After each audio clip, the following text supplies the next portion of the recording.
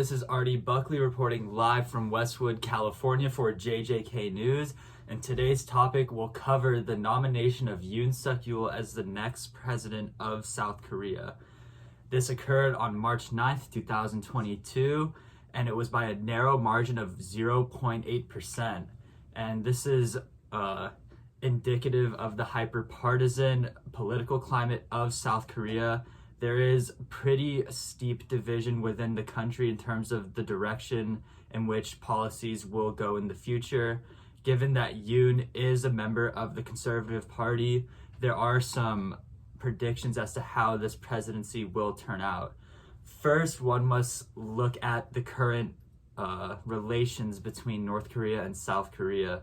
And given that North Korea has recently ramped up its missile testing and things of that nature, one must assume that, South Korea has to react in some way in order to protect the freedoms and the safety of its people. And with that being said, Yoon has vowed for a tougher stance on North Korea, whether it be through sanctions or through an increased military alliance with the United States. South Korea is also looking at countries such as India and other countries within the Indo-Pacific region for potential alliances, whether it be indicative of current relations between countries as a whole heightening, especially given the Russia-Ukraine conflict.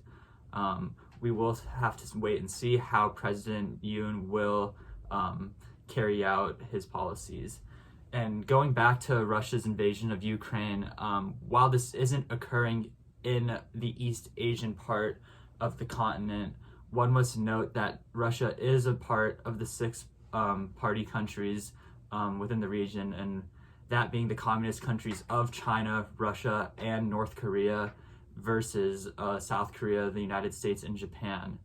Another important aspect of Yoon's presidency is that he vowed for a mutual respect for China, which I think is personally interesting because China and North Korea are almost viewed as hand in hand, where North Korea some view as a puppet country for China or a proxy border for China with South Korea. And given that that's the case, that's why there's so much U.S. occupation in South Korea, which is why China is so heavily invested in North Korea, as they view it as a protection from their eastern border from the United States.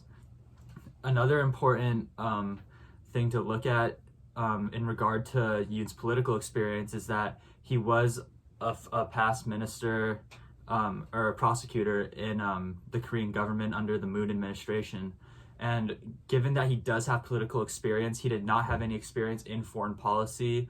And granted that this is a very important aspect for South Korea politics as a whole, we'll see if his inexperience will do any harm on the South Korean government and people.